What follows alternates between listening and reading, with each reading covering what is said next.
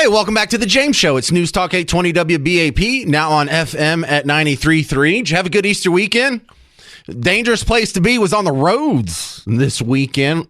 A lot of stuff happening that you would not want your car to be a part of. You know, all you got to do is go peruse through the news right now. And then let's just say you go to WBAP.com or maybe WFAA.com, our news partner, and you could see a handful of traffic issues.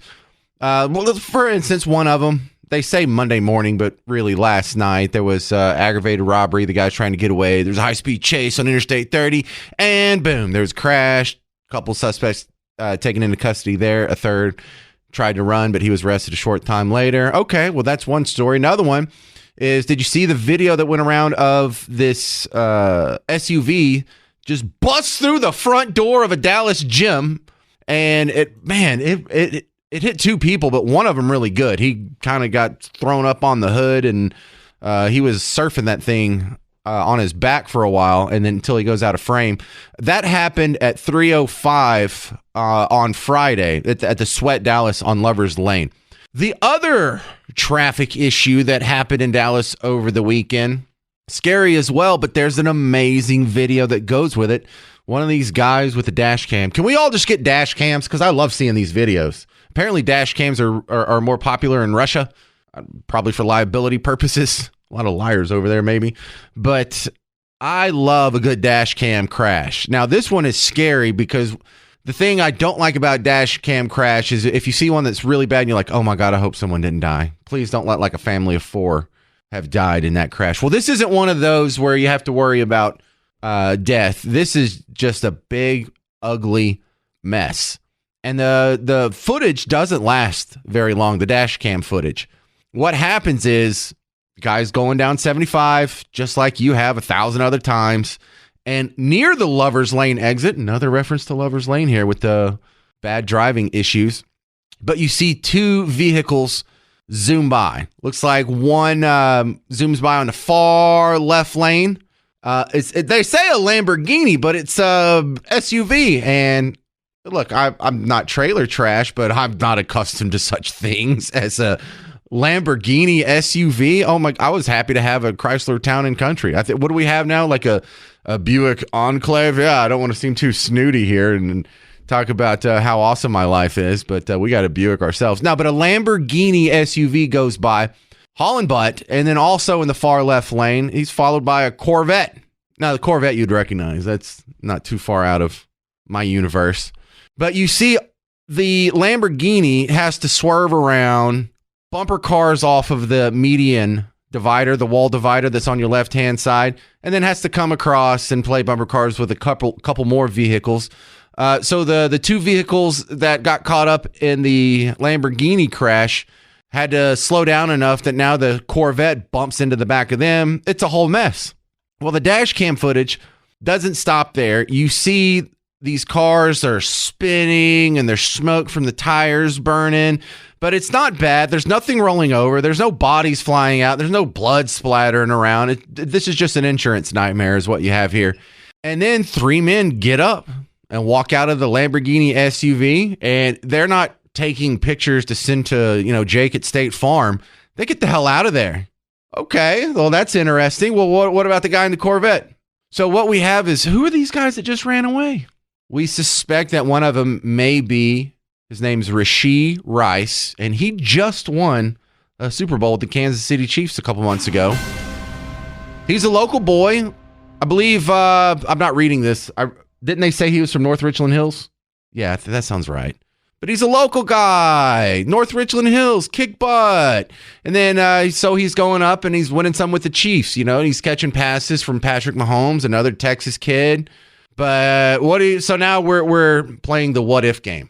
So let me go ahead and throw out allegedly, reportedly, supposedly, just because this is the part where it's blind speculation, and I have no further details to back up my blind speculation. I just don't want to get caught up by lawyers here. But even though this happened during the day, perhaps there had been some drinking involved. Perhaps. Because what was this? This was like 6:30 on Saturday? Yeah. So 6:30, it's not quite dark yet, but there's quite a few people on a Saturday who have a couple of drinks in them by 6:30 on a Saturday. If you're behind the wheel of a car that gets into a wreck, if you're racing on 75, is it better to be caught later for leaving the scene of an accident or to be busted for drunk driving? I know that creates an interesting conundrum for those. And look, whether or not alcohol was the cause of the crash, we have the laws so punitive and at such a low level that you don't even want to risk having to blow, even if you've just had a beer or two. Or what if you've just cracked your first beer? You took a sip and then you put the Pabst Blue Ribbon in the console and then all of a sudden, oh, we're in a race and you're wrecked and alcohol wasn't a factor at all. Well, you could still get in trouble for it. You still have the incentive to get the hell out of there. Because if you have any evidence of alcohol, that's something that's going to haunt you and be an issue. There could be issues of, what if there's other illegal things in the car? What if they have drugs in the car? Well, then you would want to grab all your drugs, get the hell out of there, throw them away, stash them, give them to a homeless guy, whatever, before you have to talk to the cops. Who was behind the wheel? Was Rashee Rice behind the wheel? I don't know. You don't know. We may never know. Why? Because they got up and they got the hell out of there.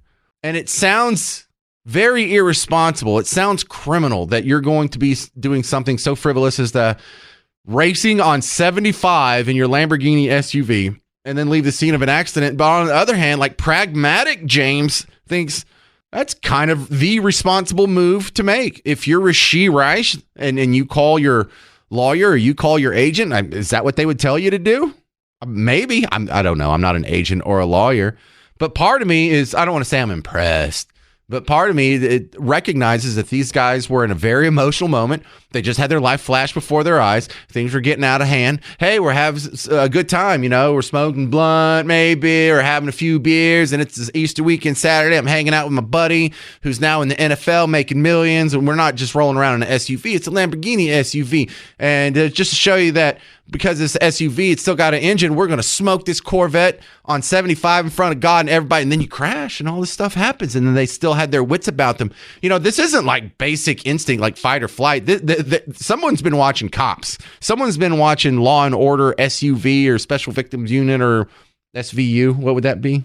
So, I know, SMU alum. He went to SMU too. I didn't want to leave those out. Yay, go Mustangs. But there's a lot we're going to learn about this coming up.